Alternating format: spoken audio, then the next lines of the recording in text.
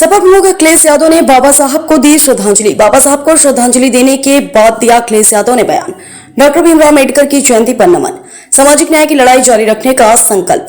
हजारों साल के संघर्ष के खिलाफ लड़ाई जारी रहेगी। संविधान को बताया सम्मान और अधिकारों का आधार। बीजेपी पर संविधान बदलने की मंशा का आरोप। यूपी की जनता को संविधान बचाने के लिए धन्यवाद। संविधान कागज नहीं, लोहे की तलवार है। संविधान को बताया न्याय और सम्मान दिलाने वाला। बाबा साहब के सिद्धांतों को आगे बढ़ाने की बात। बीजेपी सरकार में प्रतिमाएं तोड़े जाने का आरोप। दलित पिछड़ों पर भेदभाव का मुद्दा उठाया। नोएडा घटना को सरकार की नाकामी बताया। मुख्यमंत्री पर साजिश और लापरवाही का आरोप। 2027 में बीजेपी हटाने का किया दावा। लखनऊ से इकबाल अहमद, समाचार 24।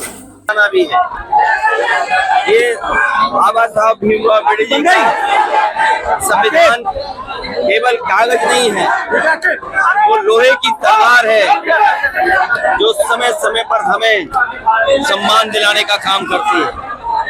संविधान हमारे लिए ढाल है, संविधान हमारी संजीवनी है, संविधान हमें न्याय दिलाता है।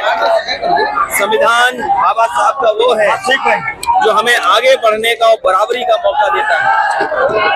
संविधान हमारा रक्षक है और संविधान के लिए हम लोग लगातार बचाने के लिए बाबा साहब भीमराव अम्बेडकर जी के सिद्धांतों को आगे बढ़ाने का काम करेंगे। आंदोलन किया, अब ऐसे भारतीय जनता पार्टी की सरकारों में और 10 साल की सरकार में सबसे ज्यादा बाबा साहब भीमराव अम्बेडकर जी की प्रतिमाएं तोड़ी गई हैं और आज वही लोग जो तोड़ने वाले लोग हैं वो बजट देकर के चुनाव से पहले एक झूठा संदेश देना चाहते हैं, लेकिन उत्तर प्रदेश की जनता समझदार है, सावधान भी है इनके साजिश और षड्यंत्रों से। केरला में दलित युवक के साथ उसके बाद उसने आत्महत्या कर लिया। अभी भी दलितों के खिलाफ और पिछड़ों के खिलाफ और खासकर पीडीएफ वर्ग के खिलाफ लगातार भेदभाव हो रहा है, लगातार अन्याय होता है और उसका परिणाम इतना होता है कि इतना शोषण होता है कि मान सम्मान के लिए कभी कभी लोग आत्महत्या भी कर लेते हैं। पश्चिम बंगाल में मुख्यमंत्री कहते हैं कि अब उत्तर प्रदेश में दंगा नहीं होता है, नमाजें अदा नहीं की जाती, नहीं होता, सरकार बदलेगी वहाँ पे। बाबा साहब भीमराव अम्बेडकर जी की जयंती पर हम लोग याद कर रहे हैं उन्हें।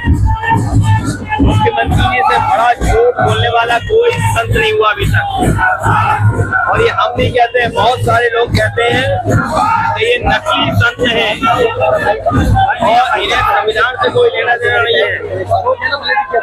संविधान से चलने वाले लोग कभी किसी के साथ अन्याय नहीं कर सकते हैं और जो नोएडा में हुआ है इसी सरकार की नाकामी की वजह से नोएडा हुआ है।